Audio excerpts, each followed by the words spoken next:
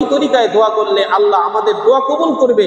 যে দোয়া কবুলের অন্যতম একটি উপায় হলো, কোনো ভালো কাজ আপনি গোপনে করছেন, যেই কাজটা শুধুমাত্র আল্লাহ পাকের জন্যই করছেন, যে দুনিয়ার কোনো মানুষকে দেখাইবার জন্য না, শুধুমাত্র কেবলমাত্র আল্লাহ পাকের জন্যই যেই কাজটা আপনি গোপনে করছেন, যে ওই কাজের উসিলা দিয়ে আল্লাহ পাকের কাছে যদি দোয়া করে, খোদার কসম আল্লাহ পাক ওই উসিলার কারণে আপনার দোয়াকে কবুল করে নেবে। জোরে বলুন সুবহানাল্লাহ।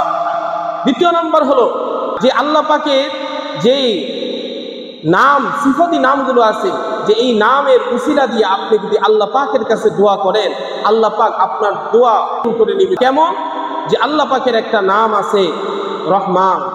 আপনি এইভাবে দোয়া করেন, আল্লাহ তোমার রহমান নামের উসিলায় যে তুমি আমাকে আমার উপরে দয়া করো। আল্লাহ পাকের একটা নাম হলো রাজ্জাক। আল্লাহ তোমার রাজ্জাক নামের উসিলায় আমার রিজিকের অভাবকে তুমি দূর করে দাও। আল্লাহ পাকের একটা নাম আছে ওয়াহ্হাব। আল্লাহ যে তোমার ওয়াহ্হাব নামের উসিলায় আমাকে তুমি সন্তান দান করো।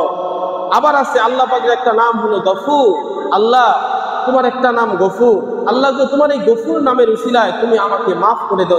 এইভাবে যদি আল্লাহ পাকের যেই নাম ও সিফতগুলো আছে এগুলো দিয়ে আমরা যদি আল্লাহ পাকের কাছে দোয়া করি, আল্লাহ পাক দোয়া অবশ্যই কবুল করে। নাম্বার হলো তাওহীদ।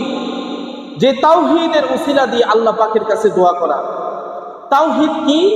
তাওহীদ হলো লা ইলাহা ইল্লাল্লাহ মুহাম্মাদুর রাসূলুল্লাহ।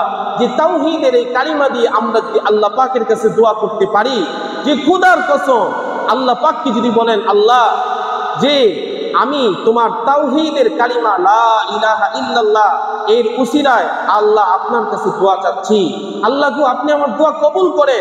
যে খোদার কসম আপনার যদি রিজিক হালাল হয়, আপনার আকীদার মধ্যে যদি শিরিক না থাকে, আপনার আমলে যদি বেদাত না থাকে, খোদার কসম আপনার দোয়া অবশ্যই আল্লাহ কবুল করে নেবে। দুইটা কথা বলছি, এক নাম্বার আপনার রিজিক হালাল হতে হবে, দুই নাম্বার আপনার আকীদা বিশ্বাসের মধ্যে শিরিক থাকা যাবে না, তিন নাম্বার আপনার আমলের মধ্যে বেদাত থাকা যাবে না।